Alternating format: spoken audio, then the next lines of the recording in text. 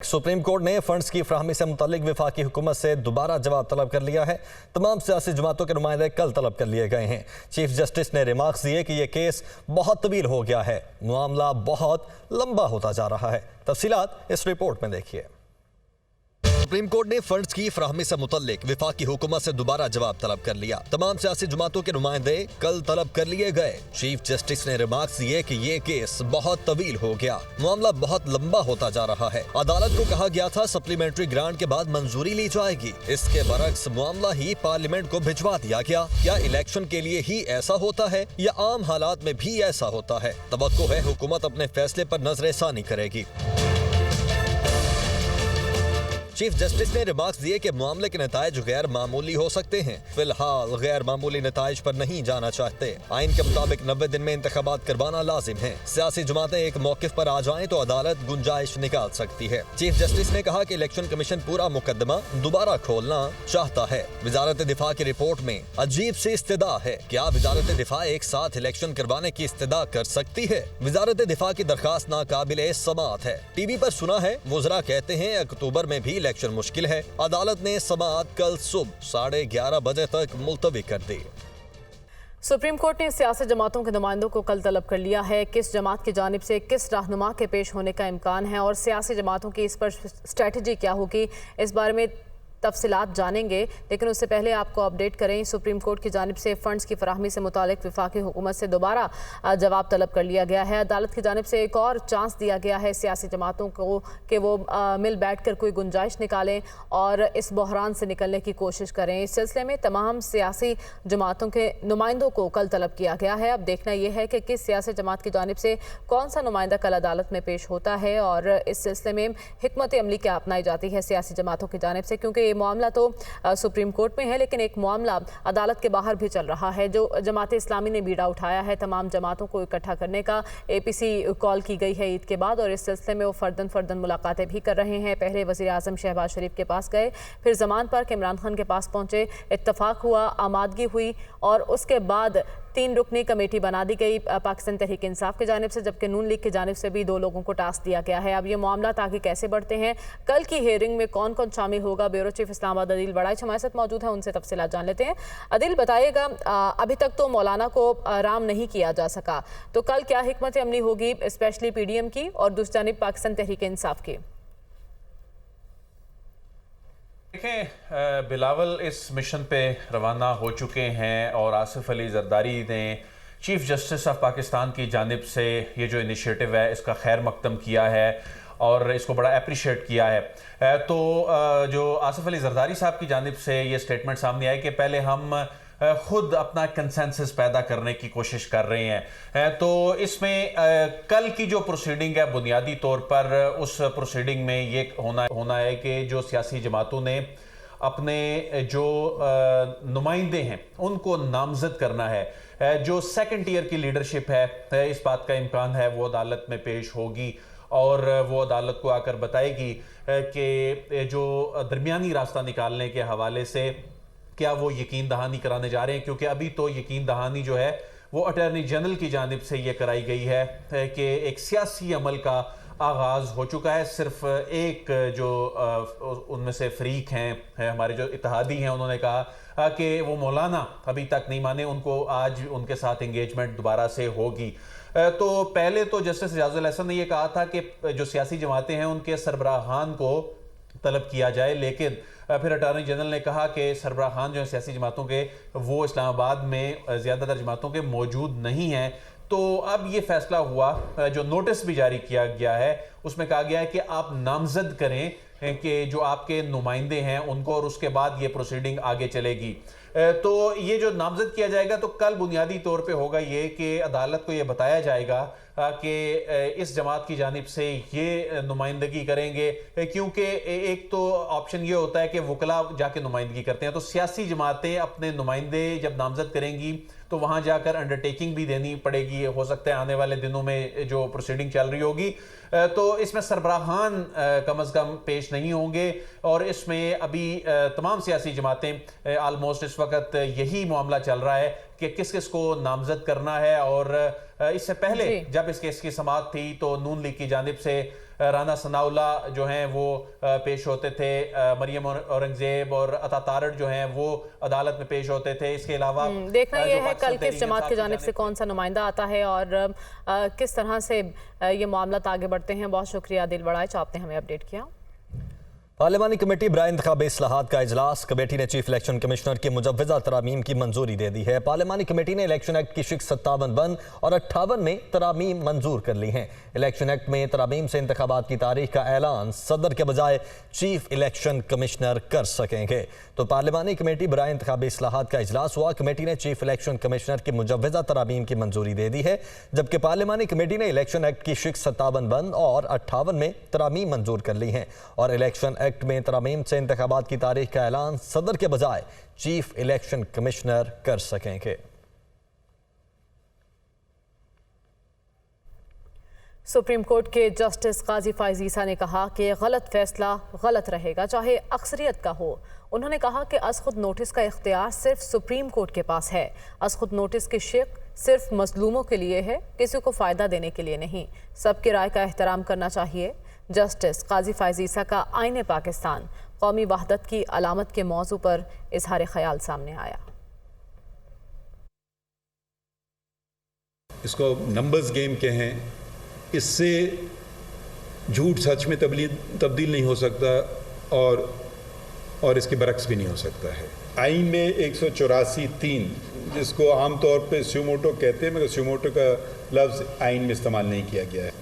تو 184(3 کی جو بات ہوتی ہے نا، وہ اختیار سپریم کورٹ کو دیتی ہے۔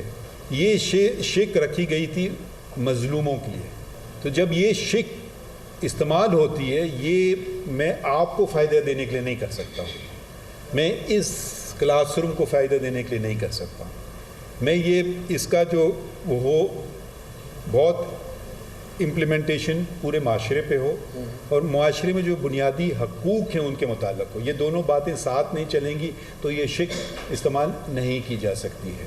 ہر قانون میں ایک اپیل، کم از کم ایک اپیل کا حق ہے، چاہے وہ فوجداری ہو یا وہ دیوانی ہو۔ کوئی ایسا قانون پاکستان کا نہیں ہے، بلکہ میرے خیال میں شاید دنیا میں بھی نہیں ہے، جہاں کہ اپیل کا آپ کو حق نہ دیا گیا، سوائے 184(3) کے فیصلے کے خلاف آئینی اپیل، قانونی اپیل کا حق نہیں ہے۔ تو جب یہ شک استعمال میں لائی جائے تو بہت ہی پھونک کے پیر رکھنے چاہیے۔ 184(3) شروع ہوتا ہے سپریم کورٹ، اس میں یہ نہیں لکھا ہے سینئر پیونی جج چیف جسٹس، ٹھیک ہے؟ تو میری رائے یہ ہے کہ یہ اختیار صرف سپریم کورٹ کے پاس ہے۔ خیبر پختونخوا میں انتخابات کی تاریخ کے حوالے سے الیکشن کمیشن نے پشاور ہائی کورٹ میں جواب جمع کرانے کے لیے وقت مانگ لیا۔ مزید تفصیلات بتائیں گے پشاور سے عامر جمیل اپنی اس رپورٹ میں۔ پاکستان تحریک انصاف کی جانب سے خیبر پختونخوا میں انتخابات سے متعلق کیس کی سماعت پشاور ہائی کورٹ کے جسٹس ابراہیم خان اور جسٹس عبدالشکور نے کی۔ اسپیکر خیبر پختونخوا اسمبلی مشتاق غنی اور دیگر عدالت میں پیش ہوئے۔ کیس کی سماعت کے دوران الیکشن کمیشن کے وکیل نے جواب جمع کرانے کے لیے مزید وقت مانگ لیا۔ پی ٹی آئی کے وکیل نے عدالت کو بتایا کہ 18 اپریل کو نگران حکومت کی مدت ختم ہو گئی ہے۔ مدت ختم ہونے کے باوجود تاحال الیکشن تاریخ نہیں دی گئی۔ الیکشن کا معاملہ ہے، جلد تاریخ دی جائے۔ آئین کے تقاضے کے مطابق 17 تاریخ سے پہلے الیکشن ہونے ہیں، وہ بھی لیٹ ہو گیا ہے، اور سپریم کورٹ کے آرڈر کے مطابق بیرسٹ منیمم ڈیویشن کے ساتھ الیکشن ہونے چاہیے۔ لہٰذا عدالت نے آخری موقع دیا ہے الیکشن کمیشن کو اور گورنر کو کہ 4 مئی سے پہلے اپنا جواب فائل کرے۔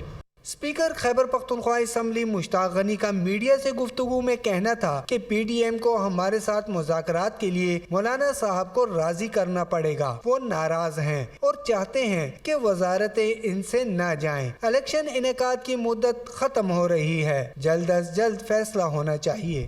ہم ایک پولیٹیکل پارٹی ہیں، ہمارے اندر بھی فلیکسیبلٹی ہے، ہم صرف الیکشن کی بات کر رہے ہیں اور الیکشن کے لیے یہ کل ہمارے ساتھ بیٹھ جائیں، ہم بیٹھنے کو تیار ہیں، لیکن الیکشن کی ڈیٹ کی بات ہم کر رہے ہیں۔ باقی اگر ایجنڈا ہے تو اس پہ ہم ابھی فی الحال بات کرنے کو بالکل بھی تیار ہیں۔ عدالت کا کہنا تھا کہ کیس کو کسی طور مزید ملتوی نہیں کریں گے، 4 مئی کو کیس سن کر فیصلہ کریں گے۔ تحریک انصاف کے رہنما فواد چوہدری نے کہا ہے کہ الیکشن کمیشن اگر انتخابات نہیں کروا سکتا تو دفتر کو تالے لگائے جائیں۔ وزارت دفاع کہتی ہے دہشت گردی کا خدشہ ہے، وزارت خزانہ کہتی ہے کہ پیسے نہیں ہیں۔ آئین کے ساتھ کھلواڑ انتہائی خطرناک ہے۔ وہ لاہور میں میڈیا ٹاک کر رہے تھے۔ آپ آئین کے ساتھ جو اس وقت کھلواڑ ہو رہا ہے یہ بہت ہی ایک خطرناک بات ہے۔ آپ نے سپریم کورٹ کو یہ کہہ کے الیکشن کمیشن نے کہ ہم الیکشن نہیں کرا سکتے، تو پھر آپ اپنے دفتروں کو تالے لگائیں، گھر چلے جائیں۔ وزارت داخلہ کہہ رہی ہے کہ ہم سیکیورٹی نہیں دے سکتے، وزارت دفاع کہہ رہی ہے کہ جی وہ ٹیررسٹوں کا بڑا خطرہ ہے اس لیے ہم الیکشن نہیں کروا سکتے، وزیر اعظم اور فائنانس منسٹر کہہ رہے ہیں کہ جی ہمارے پاس پیسے ہی نہیں ہیں۔ اب پورا ملک سپریم کورٹ کو دیکھ رہا ہے۔ سپریم کورٹ ہی وہ دھاگا ہے جس سے پاکستان کی جمہوریت اس وقت بندھی ہوئی ہے۔ عمران خان سی پیک بجلی کے منصوبے بند کر کے گئے، یہ کہنا ہے مریم اورنگزیب کا۔ مزید کہتی ہیں کہ عمران خان نے اپنے دور میں ملکی معیشت کو نقصان پہنچایا۔ مریم اورنگزیب کی جانب سے یہ بھی کہا گیا کہ نواز شریف دور میں ملک تیزی سے ترقی کر رہا تھا، عمران خان نے IMF معاہدے کی خلاف ورزی کی، 4 سال ملک پر غیر آئینی ٹولہ مسلط رہا، تحریک انصاف نے ملک کی خارجہ پالیسی کو نقصان پہنچایا۔ مریم اورنگزیب کی جانب سے مزید کہا گیا ہے کہ عمران خان نے اپنے دور میں ملک کی معیشت کو نقصان پہنچایا، نواز شریف دور میں ملک تیزی سے ترقی کر رہا تھا، عمران خان نے IMF معاہدے کی خلاف ورزی کی۔ اہم خبر ہے بلاول بھٹو مولانا فضل الرحمان کی رہائش گاہ ڈیرہ اسماعیل خان پہنچ گئے۔ بلاول بھٹو کے ہمراہ قمر زمان قائرہ اور فیصل کریم کنڈی موجود ہیں۔ بلاول بھٹو نے مفتی عبدالشکور کی وفات پر تعزیت کی ہے، جبکہ اس ملاقات میں موجودہ سیاسی صورتحال پر تبادلہ خیال کیا جا رہا ہے۔ بلاول بھٹو نے آصف زرداری کا خصوصی پیغام مولانا فضل الرحمان کو پہنچایا۔ مزید تفصیلات جان لیتے ہیں، مریم الہی ہمارے ساتھ موجود ہیں۔ مریم، بتائیے گا اس ملاقات میں کیا پیغام پہنچایا جا رہا ہے جو آصف علی زرداری کی جانب سے دیا گیا مولانا کو؟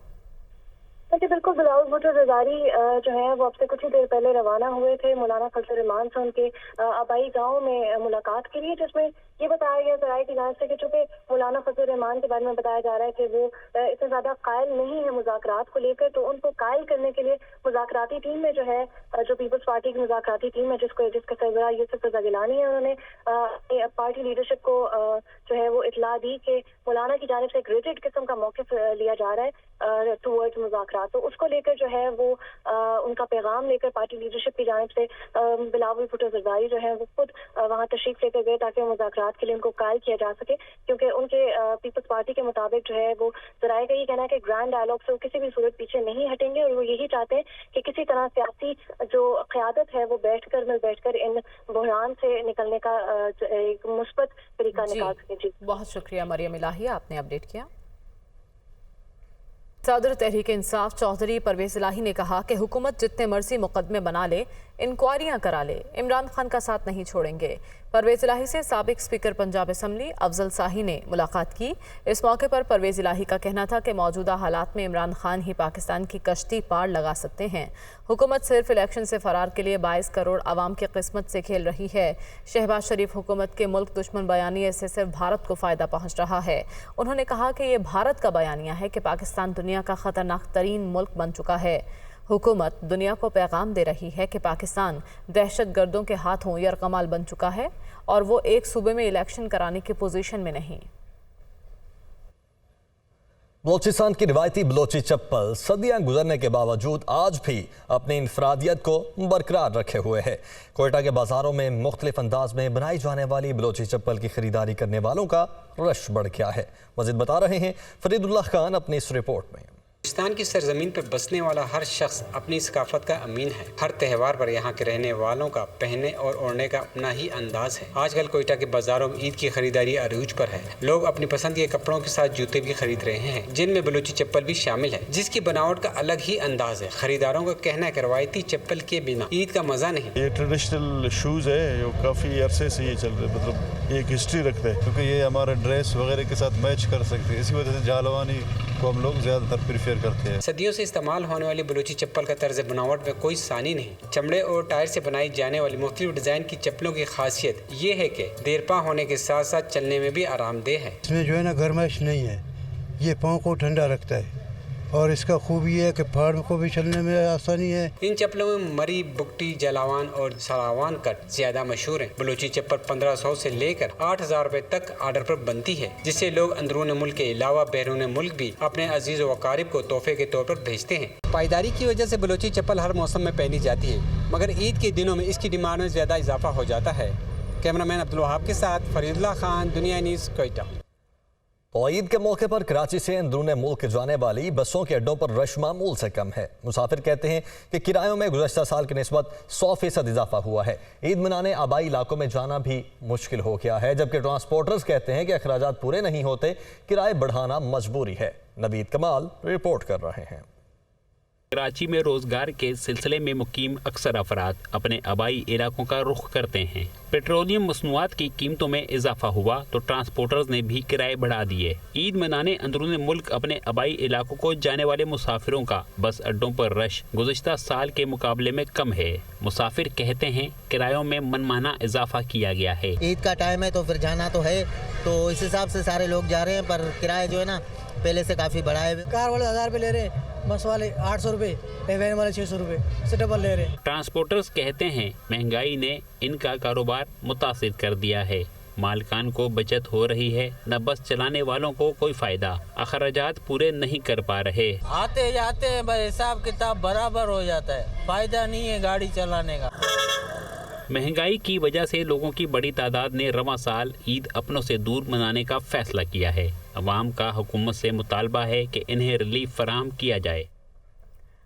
ईद उल फितर के मौके पर जुड़वा शहरों रावलपिंडी और इस्लामाबाद से अपनों के संग ईद मनाने के लिए परदेसियों की वापसी का सिलसिला शुरू हो चुका है। जुड़वा शहरों के बस टर्मिनल्स पर अपने आबाई इलाकों में वापसी के लिए परदेसियों का रश बढ़ चुका है। मजीद बता रही हैं इस्लामाबाद से हरीम जदून। जी हरीम, आगाह कीजिएगा। ईद उल फितर के करीब आते ही परदेसी जो हैं वो ईद मनाने के लिए अपने प्यारों के साथ ईद मनाने के लिए अपने घरों को रवाना हो जाते हैं। इसी तरह की सूरत हाल हमें पिंडी और इस्लामाबाद में भी नज़र आ रही है। रावलपिंडी और इस्लामाबाद के बस अड्डों पे रश जो है वो बढ़ गया है। काफ़ी लोग यहाँ काफ़ी बड़ी तादाद में हमें नज़र आ रहे हैं। इनका कहना है कि जब रश बढ़ जाता है बस अड्डों पर तो यहाँ पे बसेस जो हैं वो कम पड़ जाती हैं। आवाम का ये कहना है कि इस महंगाई के दौर में अभी अपने घरों को जाना हमारे लिए बहुत ही मुश्किल होता जा रहा है कि हम अपने घरों के साथ को जाएं, अपने प्यारों के साथ ईद की खुशियां मनाएं। जी। भारत से आने वाले सिख यात्री अहले पाकिस्तान की मोहब्बतों और रवादारी के असीर होकर रह गए। वैसाखी मेले और खालसा जन्मदिन की तकरीबात में शिरकत के लिए आने वाले सिख यात्री अहले पाकिस्तान की मेज़बानी से खूब लुत्फ़अंदोज़ हुए। लाहौर से सुहेल कैसर की रिपोर्ट। सिखों के नए साल की इब्तदा उनके मजहबी त्यौहार खालसा जन्मदिन से होती है। जब 1699 में खालसा पंथ की बुनियाद रखी गई थी, तब सिखों के 10वें गुरु गोबिंद सिंह जी ने बैसाखी के मौके पर सिंह संगतों को आनंदपुर साहब में जमा किया और उन्हें एक नई पहचान दी। इस तनाजुर में खालसा जन्मदिन और बैसाखी मेला सिखों के इंतहाई मुकद्दस त्यौहार हैं, जिन्हें मनाने के लिए इस साल भी भारत से बड़ी तादाद में सिख यात्री पाकिस्तान पहुंचे। गुरुओं की धरती बड़ी पवित्र धरती है सर। साढ़े वो गुरु जिन्हों ने सांझी बालता का एक पैगाम दिता है। बहुत अच्छा बोल लगे। इतने लोग जो पंजाबी बोलते ना, इतना प्यार देंगे ना, बहुत चंगा लगा, बहुत बढ़िया इंतजाम है। भारत के साथ साथ दुनिया के दीगर ममालिक से भी सिख यात्री पाकिस्तान आए और अपने यहाँ क़याम के दौरान उन्होंने अपनी मजहबी रसूमात अदा की। इस दौरान मरकजी तकरीब हसन अब्दाल में मुनक्किद हुई, जिसके बाद सिख संगतों ने करतारपुर और लाहौर में अपना वक्त गुजारा और अहले पाकिस्तान के अंदाजे मेज़बानी के गुन गाते हुए दिखाई दिए। पूरी सिक्योरिटी देख लो, जितने हैं, ड्राइवर है, हेल्पर है, क्लीनर है, ये रोजा रखा हुआ है। उसके बाद इतनी सेवा, इतनी जिम्मेवारी करनी, ये हमारे बस में नहीं है। सिख यात्रियों की आमद पर उनके लिए हुकूमत पाकिस्तान की तरफ से बेहतरीन इंतजाम किए गए थे। इस हवाले से कोई दूसरी राय हो ही नहीं सकती कि बाहमी मेल मुलाकातों से नफरतों में कमी और मोहब्बतों में इजाफा होता है। और देखा जाए तो अहले पाकिस्तान इस बात की अहमियत को पूरी तरह से समझते हैं। लेकिन बात यह है कि ताली बहरहाल दोनों हाथों से ही बजनी चाहिए। कैमरामैन मोहम्मद जुनेद के साथ सुहेल कैसर, दुनिया न्यूज़, लाहौर। अहम खबर है, ईद की छुट्टियों में इमरान खान की गिरफ्तारी का खदशा। इमरान खान के इस्लामाबाद हाई कोर्ट में दायर दरख्वास्त कल समाअत के लिए मुकर्रर। चीफ जस्टिस आमिर फारूक कल इमरान खान की दरख्वास्त पर समाअत करेंगे। Registrar office Islamabad high court ने कल की कॉज लिस्ट जारी कर दी है। मज़ीद तफसीलात जान लेते हैं। मोहम्मद इमरान हमारे साथ मौजूद हैं। इमरान, आगाह कीजिएगा। जी, साबिक वज़ीर आज़म इमरान खान की जानिब से आज ही इस्लामाबाद हाई कोर्ट में एक दरख्वास्त दायर की गई थी उनके वकील फैसल चौधरी की वसादत से, जिसमें ये इस्तदा की गई थी कि इस्लामाबाद पुलिस से ये हुक्म दिया जाए इस्लामाबाद पुलिस को कि अगर किसी भी किस्म के कोई खुफिया तौर पर मुकदमात का इंदराज किया गया है तो उनकी फहरिस्त इस्लामाबाद हाई कोर्ट में जमा कराई जाए। साथ ही साथ दूसरी प्रेयर ये की गई थी कि ईद हॉलीडेज में इमरान खान की गिरफ्तारी से रोका जाए और अगर गिरफ्तारी मतलूब हो तो मुअज़्ज़ज़ अदालत की इजाजत से इसको मशरूत किया। इमरान, आपने अपडेट किया। तो सवात में 4 रोज से वक्फे से बारिश का सिलसिला जारी है। दराल नदी और दरियाए सवात में तुगयानी से बहरीन कालाम को मिलाने वाला पुल और बहरीन बाजार ज़ेरे आब आ गया। सैलाबी पानी की वजह से कालाम बहरीन सड़क 4 मकामात पर ट्रैफिक के लिए बंद है। वहाँ की क्या सूरत हाल है, बता रहे हैं सलीम अतहर। जी, गुज़श्ता 4 रोज़ से सवात के मैदानी और बालाई इलाकों में वक्फे से बारिश का सिलसिला जारी है। सवात के बालाई इलाके हैं जिनमें तहसील मटा और तहसील बहरैन के जो मज़ाफ़ाती और बालाई इलाके हैं वहाँ पर जो है इन शदीद बारिशों की वजह से जो नदी नाले है और दरिया स्वात है उसमें तुगयानी आ गई है। बहरैन की अगर हम बात करें तो बहरैन का जो दराल नदी है उसमें तुगयानी आने की वजह से जो कालाम और बहरैन को मिलाने वाला वाहिद जो ज़मीनी राबिता था कालाम बहरैन बाज़ार के करीब जो आर्जी तौर पर एक पुल बनाया गया था उस पे जो है पानी ऊपर से गुज़र रहा है, वो ज़ेरे आब आ चुका है। अभी जो बारिशें हुई इसकी वजह से ये दोनों जो मकामात है वहाँ पर ये ज़मीनी राब्ते मुनक़ता हो चुके हैं और लोगों को आमदरफ्त में शदीद मुश्किलात का सामना है।